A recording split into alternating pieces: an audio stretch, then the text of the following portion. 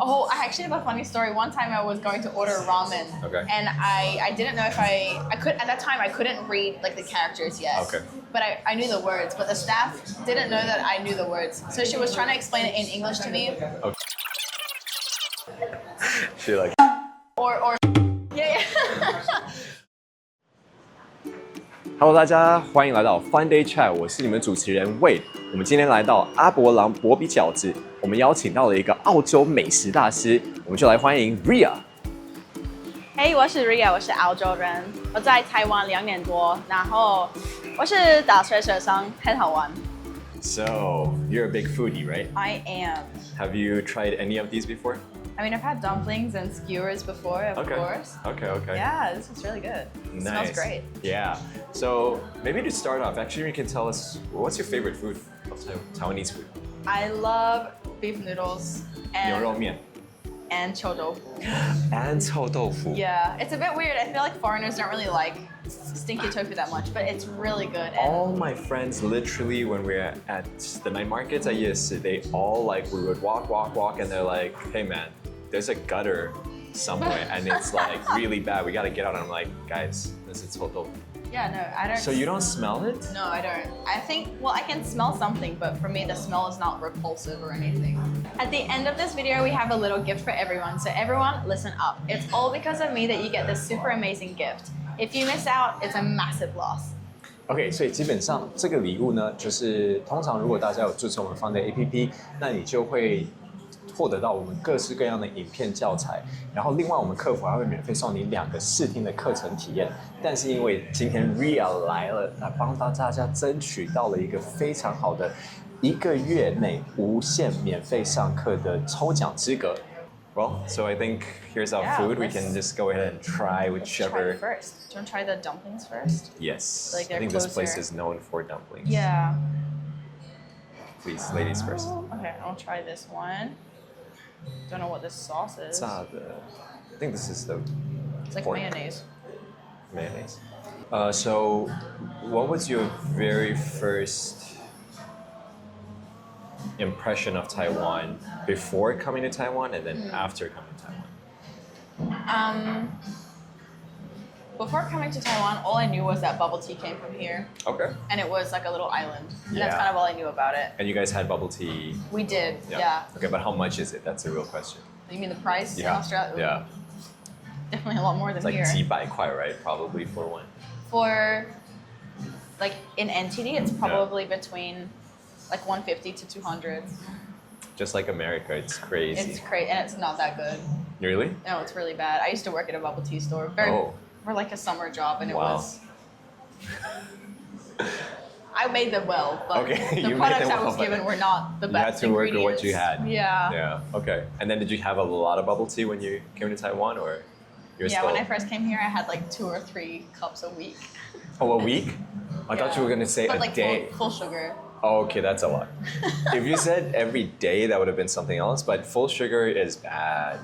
Honestly. Yeah. Because like I used to love bubble tea as well, and then I saw a news report and it showed the sugar content for full sugar, and I was like, gotta get that out of there. It's too much. I just like to think that I'm young and happy, you and are. that's all that You matters are. to me at this current moment in Yeah, time. yeah, you still got time, so. Yeah. But try to build good habits, because when you get to my age, you're gonna... I'll do my best. So what are some of the habits that Taiwanese people do that when you first came here that you found super weird or strange? I just get stared at a lot. Mm, Usually by like uncles, yeah, and, like aunties. 叔叔跟阿姨们 Yeah. 他们喜欢看年轻人啊 They like to be like 笑脸美女 They're just so obvious about it. Yeah. And like they'll like turn around. I've had people take pictures of me on the MRT as well. Like just straight up like Yeah, oh. they're just like. And do you just like pose or If how I do you notice it, respond? sometimes I pose. And to Okay. me, like maybe obviously for anyone I would. Please don't take pictures of people. But for me, it's just a little funny because there's no weird intention behind it at all. They're probably just like, whoa, I saw a foreigner today. Yeah. Especially when I'm in like Ilan or Taoyuan, like the outskirts, you know? It's not that common. Yeah, more mid and down south. Yeah. And if I catch it first, I always pose. or give it a little thumbs up, Yeah. and they usually laugh about it. Yeah. But sometimes like it's just very like shaboom, and they like walk away, and I'm like, whoa. Yeah. Like you didn't give me a time to pose. Like give me a second. I was like, wait, let me fix my hair. Do it again. Yeah. retake. That honestly is a weird cultural thing because I think in especially like Australia, even South Africa, or in the States, or any other places, really, you really need to sort of ask for permission. Oh yeah. Or at least like not make the person feel like they're like a zoo animal. Yeah. And I don't think Taiwanese people necessarily are trying to make you feel that way, but I think it's like maybe it's their one chance that they can be like, Yeah. oh, like, hey, show my friends, like, Yeah. come in there, or like, especially I feel like for girls, a lot of my friends struggle with that. So I can't sympathize with your pain, but like I get it. Now, what's something that we have in Taiwan that you would love to have back in Australia? The cheap healthcare. And how fast. 健保. Yeah. How fast you can see the doctor in Taiwan as well. Yes. Surgeries, anything is so fast. Mhm, In Australia, like, it takes such a long time. Do you guys try to like only go to the hospital if it's like something super serious? Because Oh, like yeah. because That's you can't one like thing. afford it and whatnot. And That's one thing that I've noticed is like so many of like the older people in Taiwan, they just go to the hospital for literally anything. yeah. I feel like like it's 今天早上起床哦有点不舒服 like 哦去拿药 yeah. So, oh, I have a bruise on my arm Yeah. because I fell over. Like you Yeah, yeah. fell, it's meant to be there. It's normal. yeah. Or like, obviously there's clinics in Taiwan, and to me that's where you should go. Right. If you're sick or something. Yeah. And hospitals, especially like emergency, it's for emergencies. yeah. Or like just the speed of like service here, like the healthcare service Yes, is crazy. genuinely. If I'm sick, if I've got like a cold today, Yeah. and I have to call the doctor first and say like, do you have time for me to come in today? And they're usually like, no, we got time in 3 months, and I'm like, sure. Okay, That's if all I I'm get. still around, yeah. If I'm still sick, whatever, I guess. That's crazy. Or like the dentist as well. yeah. Like I know someone who's been waiting like 3 years for surgery. What's your favorite and least favorite thing about Taiwan? My favorite thing about Taiwan, Yes. how convenient everything is. I can go basically anywhere and get almost anything. And The 7-Eleven. oh yeah, everything's open late. Yeah. It's not open late in Or Australia. 24/7. That's true. Yeah. So convenient. It's very like based around like office workers. Yeah. Like there. So what time do most things shut off in Australia? Like I feel like the shopping malls, they usually close at like 9 p.m. in general. Oh. But like most of the stores stores will close inside already. close at like 6. Same in South Africa. People the just same? like go home. Yeah, we just go home and just be chilling at home after. And even if you're hungry, like middle of the night, you're just like, well, you just gotta deal with whatever you have at home. You can't get anything. And Yeah. Or like, especially if I'm hungry, like I just want to get food and you're closed already. But my least favorite thing about Taiwan, the drivers. They're so like, there's swerving. no systems anywhere here. Like when they're driving, even the taxi drivers, they're like, they, how to say, like, They they'll just cut in, they won't let anyone else in, and then Yeah. they'll get angry, yeah, and they're so fast as well. yeah. Or they're like so slow, especially when I'm in a rush. Yes, there's the very slow drivers and then the crazy ones. But something super funny about this is that I've noticed, and I'm sure you've also experienced this, Taiwanese people are so friendly, so kind, so nice and like gentle on a regular basis. You put them into a car, they're like a Formula One driver, Yeah. just like trying to get places, and then they also like, start like getting more aggressive. And I don't know what it is, like they just get so, The car gives them like an ego boost. yes. They feel like now they're like, they can take on anyone. So Yeah. like they'll cut in, they'll like, just a totally different Even like when they're on a scooter, like you've got nothing protecting you. Yeah. Why are you so confident? so aggressive. Slow down. Well, okay, talking about like more of the Taiwanese people, how good do you think their English actually is? Because I think growing up here, many schools actually offer bilingual, so we learn English and Mandarin. Yeah. And obviously, we're speaking to an English platform audience, And so, how good are they? Because I believe you also do some side job with teaching English. Yeah. My main job is teaching main English. Job. Okay. Yeah. Okay. I'm a private English teacher, so I'm not thinking about my students, like the general public. Yeah, I would when say, you're out and about. And yeah, most people are pretty good at English. Like at least if I have to ask any questions, I do usually try to ask in Mandarin just because I feel like it's rude to come to another country and speak English. I feel like there's kind of like two main levels in Taiwan. There's the people who can like speak pretty well and like their vocabulary and the grammar is probably like 85% to 95% good. Yeah. It's just like the pronunciation. Right. And then there's the people who only know like brief words, but they get the job done. Try. Yeah. Like if I'm like, oh, how do I get to the MRT station? They're just like, okay. Or like, I'll ask. One time I asked like someone like, oh, like what do you normally order? Yeah. And the boss was like, this. Rice. Good. And I was like, okay, that's all you need to say. Like you know what you're trying to say. You're communicating. Yeah. Yeah, it's you're getting the job communication. done. Yeah. Or I actually have a funny story. One time I was going to order ramen, and I didn't know if I could at that time I couldn't read like the characters yet. Okay. But I knew the words, but the staff didn't know that I knew the words. So she was trying to explain it in English to me. Okay. And she didn't know the word for like beef and pork. Oh. And she literally just made the animal sounds.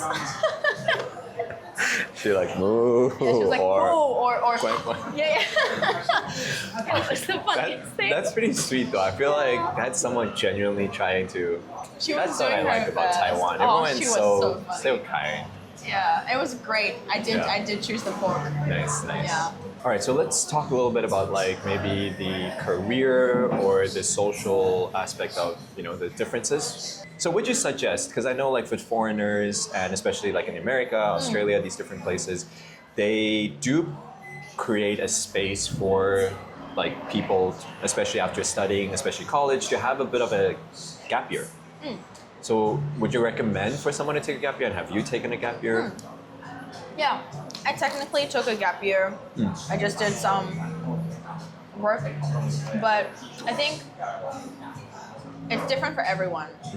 Some people I really recommend a gap year, especially if you're so stuck in your hometown. Go and explore, live life, because I'm sure if you have no idea what you want to study or no idea what full-time job you want to get, go and explore the world so you can figure it out. Because you're not going to get the answer from sitting down doing nothing. Yeah, that's But then there's also some people who know what they want. They don't need a gap year. It depends on like your life's direction. Right. Yeah. Okay. Yeah. Did you take a gap year? I actually did. Yeah. Yeah. And I think the gap year was really helpful because it did solidify a lot of, let's say, beliefs or gave me a more clear direction. And the reason why I would also recommend gap year if people can afford that, because I understand not everyone's privileged enough to afford it, is that someone used an analogy in saying sometimes there was two, what do we call them? Lumberjacks? Oh, yeah. And so two of them were whacking at the tree and just going and going and going. And then the one took some time off, sharpened his axe, while the other guy just kept chopping. The guy came back with his axe, chop, and then he outpaced and he beat the other guy because he took the time off to sharpen his axe. And so he was able to become more effective. And I feel like for me, when I did that gap year, it was a little bit of that mindset of like, I'm taking time to sharpen my axe. And so therefore, when I come back, I can be more effective in the direction I want to go. Now, if you had to choose a stable life versus a free life, being a slasher, what do you think? I would hope that they come together. Okay, yeah. Wishful thinking. Yeah. But to be honest, I would prefer a stable life for myself. Just because, like I said, I'm a control freak. So for freedom, I feel like, what's really holding you back? Like, if you're working 9 to 5, you can still take time off and go on holidays and stuff. Right. You can always make it free, but you can't always make it stable. Okay. That's my outlook. Very wise. What about you? Which one do you prefer? I think, again, for everything, I would always say that you want to try to find a balance. Now, I've heard this analogy where we're all juggling different balls, right? And some of them are glass, some of them are plastic. So the glass ones, you make sure you don't drop. Sometimes you can drop the plastic ones, and perhaps like let's say when it comes to work, balancing maybe relationships, balancing, sickness of a family member, like all those things are things that we have to figure out. So at times, hey, maybe I'm gonna drop the glass ball, the plastic ball that could, I don't want to drop the glass. The glass ball might be at some time my relationship, whereas the plastic is work. So it's like, you have to find the season and you balance it out accordingly. Yeah, there's definitely not a one size fit all. Yeah. No, absolutely, I agree with that. Yeah. For you mentioned something earlier. You said, you feel like it's rude to come to a country and not learn the language or I think a attempt to bit. communicate. Yeah. A lot of people, even my fellow Australians, we will assume that other countries people can speak English. So we don't do any research about their language. But I just feel like if it was reversed and someone came up to me and started speaking Korean, I would be like, what? Yeah. I wouldn't feel like disrespected. I would just be like, how do you expect me to understand what you're gonna say? That's and obviously English is such like a universal language. So how hard do you think learning Mandarin has been for you? I think because I live here, I'm exposed to it all the time. I think that's a key thing, genuinely. It is a very important thing. Immersion. Yeah. Immersion, being immersed. Because even for me, when I left Taiwan and I went back to South Africa, my English honestly wasn't that good. And so when I got to South Africa, like I was immersed in just But you English. don't have the South African accent. That's another story for another day. Because I spent time in the States. Okay. So I picked up the American accent. So I feel like it's like a standard. Yeah, yours isn't that strong either. It's so I was much coming in like an stronger if I'm talking Aussie. to my mom. I thought it was like gonna be like Aussie, Aussie, Aussie, or like that kind of thing. And wow. Yeah. No one even says that. It's such a No? stereotype. All right. Don't believe everything you see online. Let's cheers. Cheers to that. Thank you for coming and chatting with us. No, thank you for inviting me. Yeah. It's really fun. Thanks and for the delicious insight. as well. The details are in the description box, so please remember to check it out and don't miss this opportunity for free classes. 那如果大家享受了今天的影片，那请帮我们按赞、订阅跟分享，然后我们就下次再见啦！谢谢 Ria，拜拜。拜拜。